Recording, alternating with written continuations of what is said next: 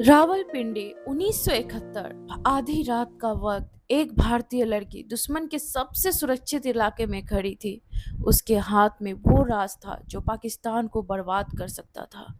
बाहर मौत दस्तक दे रही थी और अंदर अंदर उसका अपना पति और ससुर थे जो पाकिस्तानी सेना के सबसे बड़े अफसर थे। यह कहानी एक ऐसे जासूस की है जिसने अपनी चूड़ियों के पीछे जासूसी के उपकरण छिपाए और अपनी मुस्कान के पीछे भारत की जीत का ब्लूप्रिंट। सहमत के पिता खुद एक डबल एजेंट थे। जब उन्हें पता चला कि उन्हें कैंसर है तो उन्होंने अपनी बेटी को देश के लिए कुर्बान करने का फैसला किया। मिशन सीधा था, पाकिस्तान के ब्रिगेडियर सैयद के बेटे इकबाल सैयद के साथ शादी करना और उनके घर में बग प्लांट करना। सोचिए उस लड़की पर क्या गुजरी होगी जिस उम्र में लड़कियां अपने सुनहरे भविष्य के सपने देखती है। सहमत को सिखाया जा रहा था कि मोर्स कोड कैसे भेजते हैं और जहर की डिब्बी कहाँ छुपाते हैं।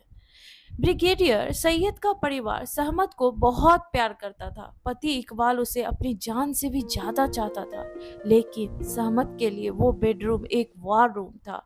हर रात जब उसका पति सो जाता, वो दबे पांव ब्रिगेडियर के स्टडी रूम में जाती और उन फाइलों की तस्वीरें खींचती जिन पर टॉप सीक्रेट लिखा होता था।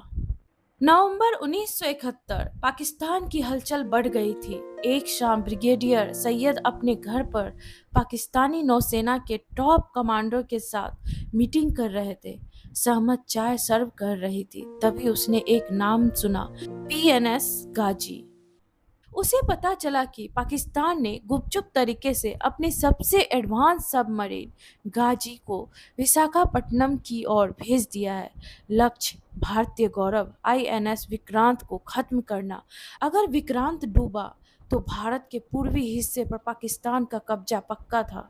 सहमत को तुरंत संदेश भेजना था, लेकिन आईएसआई ने पूरे रावलपिंडी में रेडियो फ्रीक्वेंसी ट्रैकर्स लगा रखे थे। उसने अपनी जान दांव पे लगाई। घर के स्टोर रूम में छिपे एक पुराने रेडियो सेट को उसने मॉडिफाई किया। पसीने से तरबतर उंगलियां मोर्स कोड टाइप कर रही थी। Target Vikrant, Ghazi is moving. खतरा बढ़ रहा था। घर का वफादार नौकर अब्दुल सहमत की जासूसी करने लगा। एक दिन उसने सहमत को ट्रांसमीटर के साथ देख लिया। सहमत के पास कोई रास्ता नहीं था। अगर अब्दुल बोल देता तो मिशन फेल हो जाता और भारत हार जाता।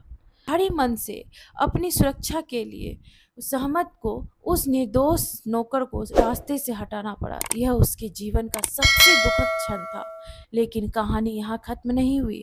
उसके पति इकबाल को भी शक होने लगा था। सहमत ने अपने ही पति के खाने में नशीली दवाई मिलाई ताकि वो रात भर सोता रहे और वो डेटा निकाल सके।